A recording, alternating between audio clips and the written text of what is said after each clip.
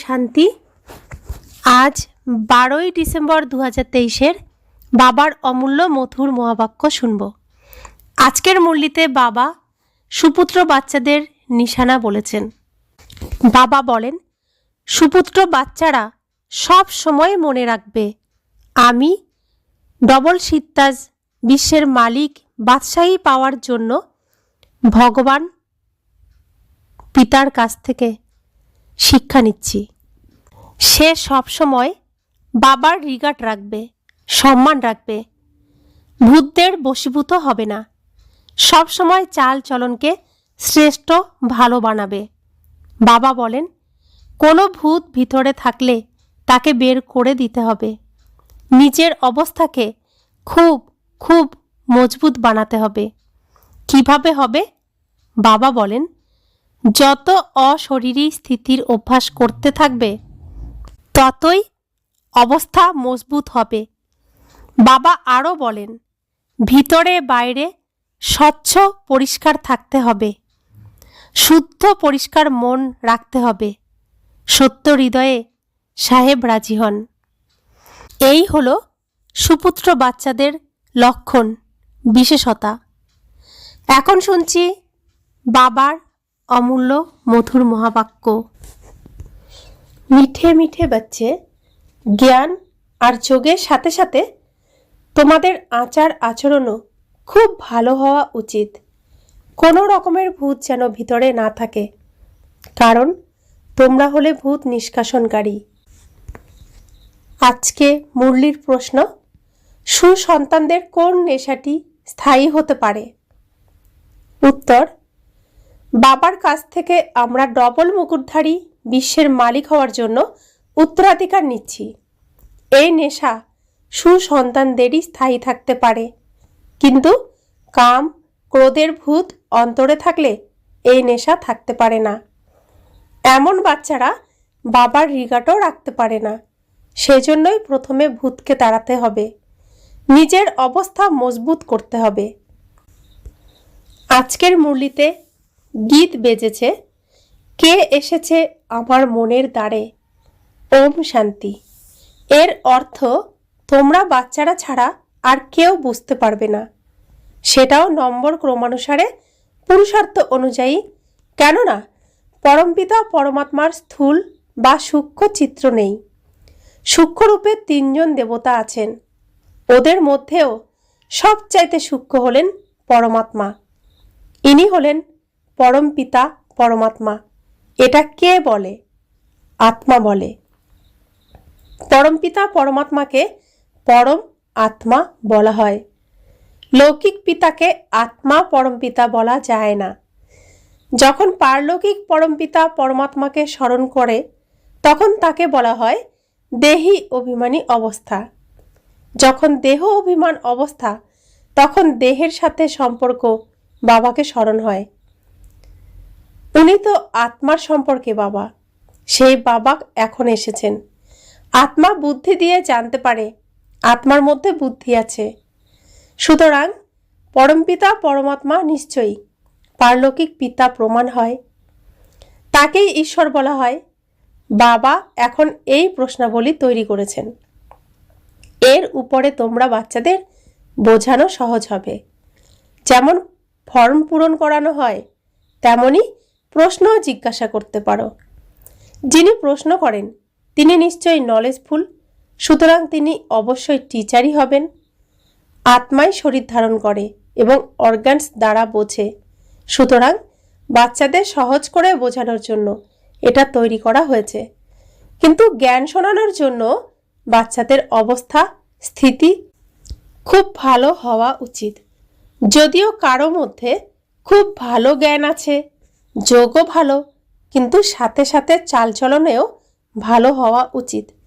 দৈবী চলন তারই হবে যার মধ্যে কাম ক্রোধ লোভ মোহ অহংকারের ভূত থাকবে না। এগুলো হলো বড় বড় ভূত। বাচ্চারা, তোমাদের মধ্যে কোনো রকম ভূত থাকা উচিত নয়। আমরা ভূতকে বের করে দিই। অশুদ্ধ আত্মা যারা ঘুরে বেড়ায় তাদেরই ভূত বলা হয়। ভূতকে যারা বের করে দেয় তারা উস্তাদ হয়। এই 5 বিকার রূপী ভূতকে পরমপিতা পরমাত্মা ছাড়া আর কেউ বের করতে পারে না। সবার ভূতকেই বের করে দিতে পারেন একজনই, সবার সদ্গতি দাতাও একজন। রাবণ থেকে লিবারেটও করেন একজন। রাবণ হচ্ছে সবচেয়ে বড় ভূত। বলাও হয় এর মধ্যে ক্রোধের ভূত আছে, এর মোহ আর অশুদ্ধ অহংকারের ভূত আছে। সবাইকে এই ভূত থেকে ছাড়িয়ে আনেন লিবারেটর, পরমপিতা পরমাত্মা একজনই। তোমরা জানো এই সময় সবচেয়ে শক্তিশালী হলো খ্রিস্টানরা। ওদের ইংরেজি ভাষাও খুব ভালো। যারা রাজা হয় তারা নিজেদের ভাষাতেই রাজত্ব চালায়। দেবতাদের ভাষা কেউ জানে না। আমার বাচ্চারা আগে সব কিছু এসে বলতো ট্রান্স থেকে ফিরে। 2-4 দিন ধ্যানে থাকতো। কোনো বুদ্ধিমান সন্দেশী হতে হবে যিনি ওখানকার ভাষা এসে শোনাবেন। তোমরা বাচ্চারা সবাইকে ভারতের কাহিনী শোনাও। ভারত শতপ্রধান ছিল, এখন তমপ্রধান হয়ে গেছে। পূজ্য থেকে পূজারী হয়ে গেছে। ভারতে অনেক দেবতাদের চিত্র আছে। অন্ধশ্রদ্ধা নিয়ে পূজা করে। তাদের বায়োগ্রাফি, কর্তব্য সম্পর্কে জানে না। আমরা সবাই অ্যাক্টর, সুতরাং ড্রামার ডাইরেক্টর আদিদের জানা উচিত। সেজন্যই প্রশ্নাবলী তৈরি করা হয়েছে। পোপকেও লেখা উচিত। আপনি ফলোয়ার্সদের, অনুসরণকারীদের বলছেন এই বিনাশী জিনিস বন্ধ করো, কিন্তু আপনার কথা কেউ মানছে না কেন? আপনি তো সবার গুরু, আপনার অনেক মহিমা, তবুও কেন শোনে না? এর কারণ আপনি জানেন না। তাই আমরা আপনাকে বলবো কেন তারা আপনার মত মানে না। ওরা ঈশ্বরের মত অনুসারে সব কিছু তৈরি করছে। অ্যাডাম ইভের মাধ্যমে স্বর্গ স্থাপনা হচ্ছে। ঈশ্বর হলেন নলেজফুল এবং গুপ্ত। নিশ্চয় তার সেনা ওনার মতেই চলবে, এইভাবে বোঝানো উচিত। কিন্তু বাচ্চারা এতটা বিশাল বুদ্ধির নয়, সেই জন্যই স্ক্রু টাইট করতে হয়। যেমন ইঞ্জিন ঠান্ডা হয়ে গেলে ওতে গতি আনার জন্য কয়লা ঢালা হয়। এও জ্ঞানের কয়লা। পরমপিতা পরমাত্মা হলেন সব চাইতে উচ্চতম। সবাই তাকে সালাম করতে আসবে। পোপকেও সবাই পাওয়ারফুল, শক্তিশালী মনে করে। পোপকে যতটা সম্মান ওরা দেয় অন্য কাউকে দেয় না। বাবাকে ওরা জানে না, তিনি হলেন গুপ্ত। ওনাকে শুধু বাচ্চারাই জানে এবং মর্যাদা দেয়। কিন্তু মায়া এমনই যে বাচ্চাদের এমন বাবার রিগার্ড, সম্মান, মর্যাদা রাখতে দেয় না। বাবা বিশ্বের মালিক করে তোলেন, কিন্তু নেশা বাইরে বেরিয়ে গেলে সব শেষ হয়ে যায়। আমরা বাবার কাছ থেকে ডবল মুকুটধারীর উত্তরাধিকার কেন নেব না? এটাই হলো আজ্ঞাকারী বাচ্চাদের নেশা।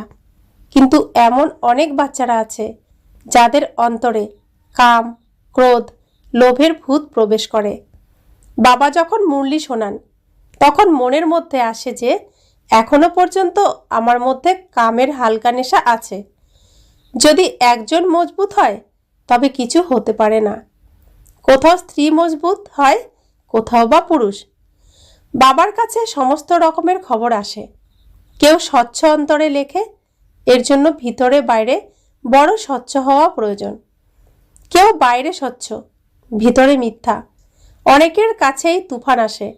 ওরা লেখে, বাবা আজ আমি কামনার তুফান অনুভব করেছি, কিন্তু রক্ষা পেয়ে গেছি। যদি না লেখে তাহলে প্রথমে শাস্তির অভিজ্ঞতা হয়, আর দ্বিতীয়ত সেই অভ্যাস বৃদ্ধি পেতে থাকে, তারপর নিচে নেমে যায়। বাবার বাচ্চাদের প্রতি আশা থাকে না। সামান্য গ্রহের প্রভাব থাকলেও সরানো যেতে পারে। কিছু আছে যারা আজ ভালোভাবে চলছে, আগামীকাল বিমর্ষ হয়ে পড়ে বা তাদের গলা দম বন্ধ হয়ে আসে। নিশ্চয়ই কিছু অবজ্ঞা করে। প্রতিটি বিষয়ে স্বচ্ছতা থাকা উচিত, তবেই সত্যখণ্ডের মালিক হতে পারবে। মিথ্যা বললে রোগ বৃদ্ধি পেয়ে ক্ষতি করবে। বাচ্চাদের বড় যুক্তি দিয়ে প্রশ্নাবলী তৈরি করা উচিত। পরমপিতা পরমাত্মার সাথে তোমার কি সম্পর্ক? পিতা আছেন যখন, তখন সর্বব্যাপীর কোনো কথাই আসে না। তিনি হলেন সবার সদ্গতি দাতা, পতিত পাবন। গীতার ভগবান নিশ্চয়ই কখনো এসে জ্ঞান প্রদান করেছিলেন। যদি হয় তাহলে ওনার জীবন সম্পর্কে কি কিছু জানো? না জানলে উত্তরাধিকার পাবে না।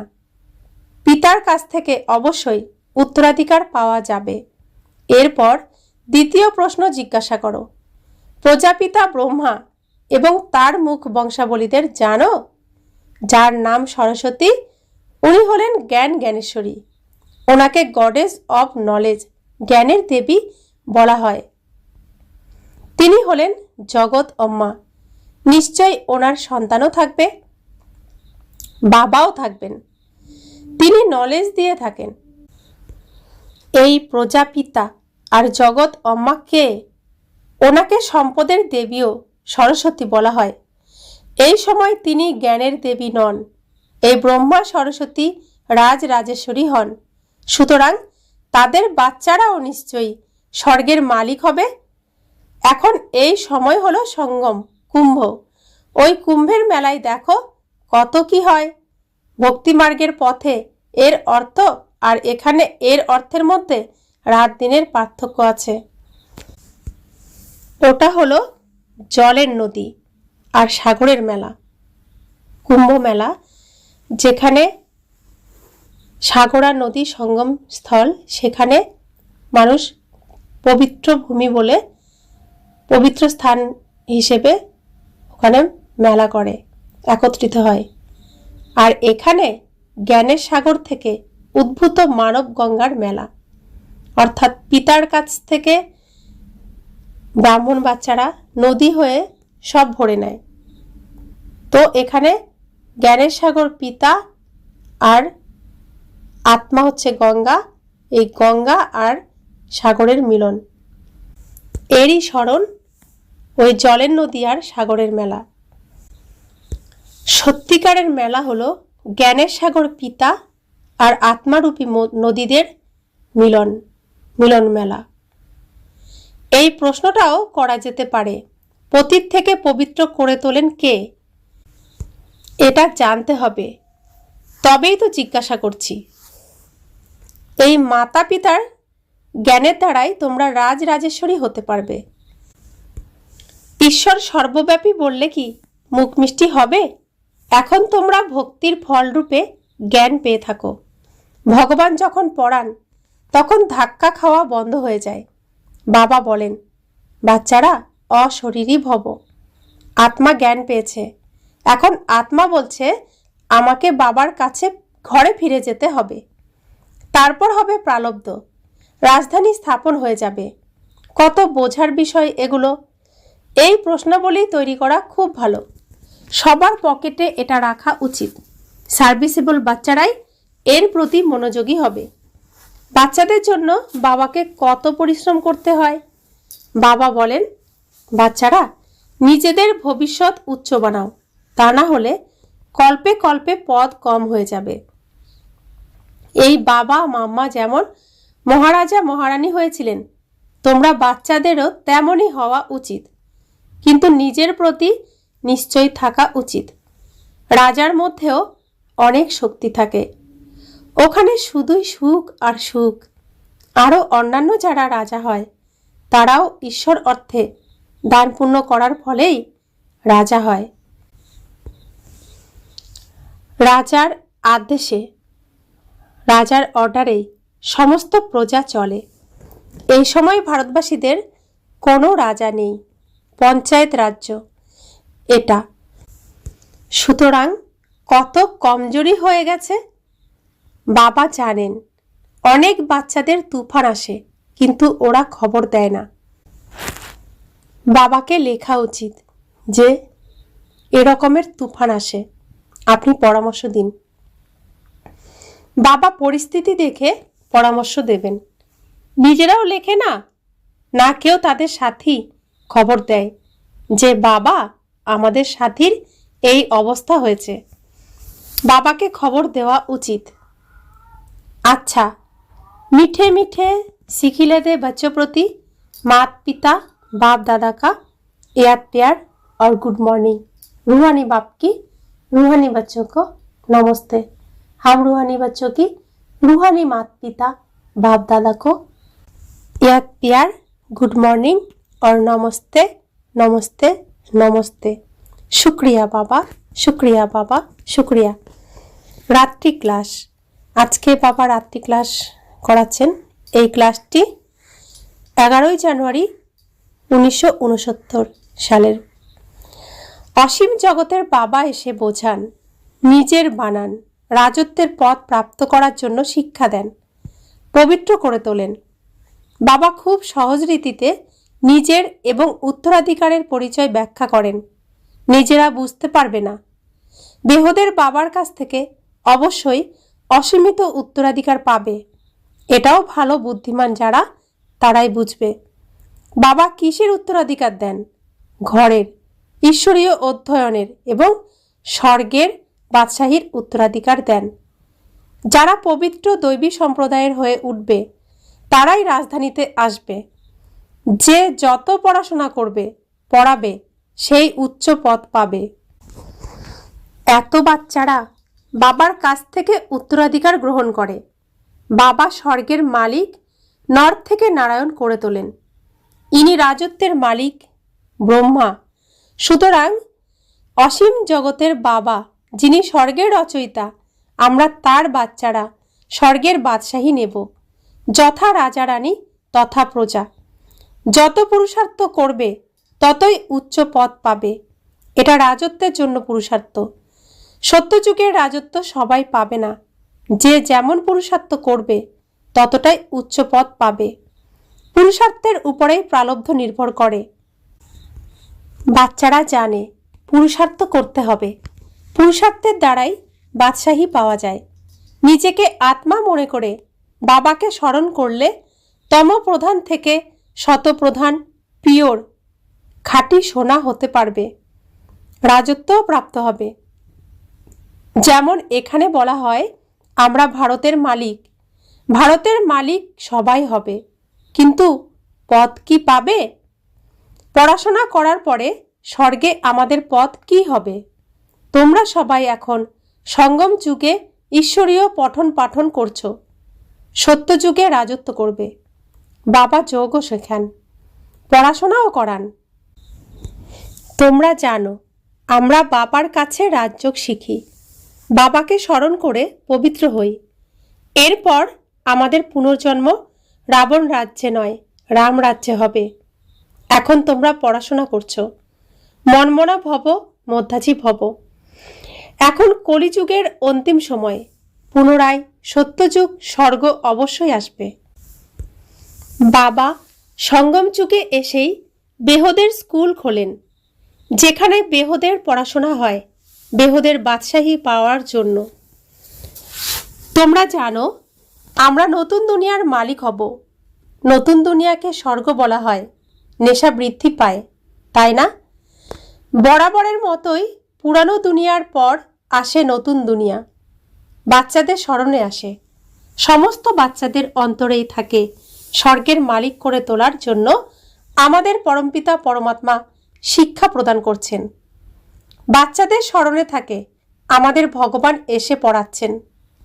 উচ্চ থেকে উচ্চতর সত্যযুগে আমরা রাজা রানী হই। রাজযোগ দ্বারাই রাজত্ব পাওয়া যায়, যেখানে পবিত্রতা, সুখ, শান্তি সব আছে। এই বাবার ব্রহ্মার মধ্যে শিব বাবা অবতরণ করেছেন। তিনি হলেন উচ্চ থেকে উচ্চতম। আত্মা সেই অভিজ্ঞতা অনুভব করতে থাকে। ওখানে গেলে বসার ব্যবস্থাও রাজকীয় হবে। সমস্ত স্টুডেন্টসদের জন্য আলাদা আলাদা বসার জায়গা থাকবে। একজন স্টুডেন্ট আরেকজনের জায়গায় বসতে পারবে না। একজনের পার্টের সাথে অন্যজনের পার্ট মিলতে পারে না। বাবা বুঝিয়েছেন আত্মার মধ্যে রেকর্ড ভরা থাকে। ড্রামার প্ল্যান অনুসারে আমাদের পুরুষার্থ চলছে। কেউ রাজা, কেউ রানী হবে। শেষ সময়ে পুরুষার্থের রেজাল্ট ফলাফল বেরোবে, যা দিয়ে মালা তৈরি হবে। উচ্চ নম্বর পাবে যারা, তারা অবশ্যই বুঝতে পারবে মারা যাওয়ার পর বোঝা যায় আত্মা গিয়ে কর্ম অনুসারে দ্বিতীয় জন্ম নেবে। ভালো কর্ম করবে যারা, তাদের জন্ম হবে যোগবল দ্বারা। পুরুষার্থ না করলে পদ তো কম পাবে। এভাবে বিচার করলে খুশি অনুভব হবে। যে যেমন মহারথী হবে তার তেমনই মহিমা হবে। সবারই মুরলির জ্ঞান শোনানো একই রকম হবে না। এক একজনেরও মুরলির জ্ঞান এক এক রকম। এটাও ড্রামায় নির্ধারিত। এখন বাচ্চারা কর্মের প্রতি মনোযোগী। বাবা বা মা যেমন করবে বাচ্চারাও সেটাই শিখবে। এখন তোমরা শ্রেষ্ঠ কর্ম করছো। সার্ভিস থেকে বোঝা যায় মহারথীদের পরিশ্রম লুকিয়ে রাখা যায় না। বুঝতে পারা যায় কে উচ্চ পদ পাওয়ার জন্য পরিশ্রম করছে। সব বাচ্চাদেরই সুযোগ আছে। উচ্চ পদ পাওয়ার জন্য মনমনা ভব লেসন পাঠ অর্থসহ পেয়েছ। বাচ্চারা জানে গীতা জ্ঞান নলেজফুল বাবা স্বয়ং এসে দেন, সুতরাং তিনি অ্যাকুরেট যথার্থ নলেজই দেবেন। এরপর নির্ভর করছে ধারণার উপরে। যা শুনছে সেটা প্র্যাকটিক্যালে আসতে থাকতে হবে। ডিফিকাল্ট কঠিন কিছু নয়। বাবাকে স্মরণ করা আর চক্রকে জানতে হবে। এটা হলো অন্তিম জন্মের পঠন পাঠন, যা পাশ করে তুমি দুনিয়ার সত্য যুগে চলে যাবে। গায়ন আছে, নিশ্চয়ের মধ্যেই বিজয়। সুতরাং প্রীত বুদ্ধির বাচ্চারা বুঝতে পেরেছে যে ভগবান এসে আমাদের পড়াচ্ছেন। বাচ্চারা জানে আমাদের আত্মা ধারণ করে। আত্মা এই শরীর দ্বারা পড়াশোনা করে, চাকরি করে। এটাই বোঝার বিষয়। বাবাকে স্মরণ করে, কিন্তু তারপর মায়া রাবণ বুদ্ধির চোখ ছিন্ন করে দেয়। সেই জন্যই মায়া থেকে সাবধান হতে হবে। যত এগিয়ে যাবে ততই তোমাদের প্রভাব বিস্তার করবে আর খুশির মাত্রাও বৃদ্ধি পেতে থাকবে। যখন নতুন জন্ম নেবে অনেক শো প্রত্যক্ষ করবে। अच्छा, मीठे मीठे रूहानी बच्चों को रूहानी बाप दादा का याद प्यार गुड नाइट। हम रूहानी बच्चों को रूहानी माता पिता बाप दादा को याद प्यार और गुड नाइट। नमस्ते नमस्ते नमस्ते। शुक्रिया बाबा, शुक्रिया बाबा, शुक्रिया। ধারণার জন্য মুখ্য সার। 1. ভিতরে বাইরে স্বচ্ছ থাকতে হবে। সত্য হৃদয় দিয়ে বাবাকে নিজের খবর দিতে হবে। কিছুই লুকানো উচিত নয়। 2. এখন ফিরে যেতে হবে, সেই জন্যই অশরীরী হওয়ার অভ্যাস করতে হবে। চুপ করে থাকতে হবে। বরদান, আমার কে তোমার এই পরিবর্তন করে উর্তি কলার অনুভবকারী ডবল লাইট ভব। এই বিনাশী শরীর আর ধন, পুরানো মন আমার নয়, বাবাকে দিয়ে দিয়েছি। প্রথম সংকল্পই এটা করেছ যে সব কিছু তোমার। এতে বাবার কোনো লাভ নেই, লাভ তোমাদের। কেননা আমার বললে ফেসে যাও, আর তোমার বললে ডিটাচ হতে পারো। আমার বললে বোঝা মনে হয়, আর তোমার বললে ডবল লাইট ট্রাস্টি হয়ে যাও। যতক্ষণ পর্যন্ত কেউ হালকা না হবে ততক্ষণ উঁচু স্থিতি পর্যন্ত পৌঁছাতে পারবে না। হালকা থাকে যারা, তারাই উঠতি কলার দ্বারা আনন্দের অনুভূতি করতে থাকে। হালকা থাকাতেই মজা। স্লোগান, শক্তিশালী আত্মা সে যার উপরে কোনো ব্যক্তি বা প্রকৃতি নিজের প্রভাব বিস্তার করতে না পারে। ওম শান্তি।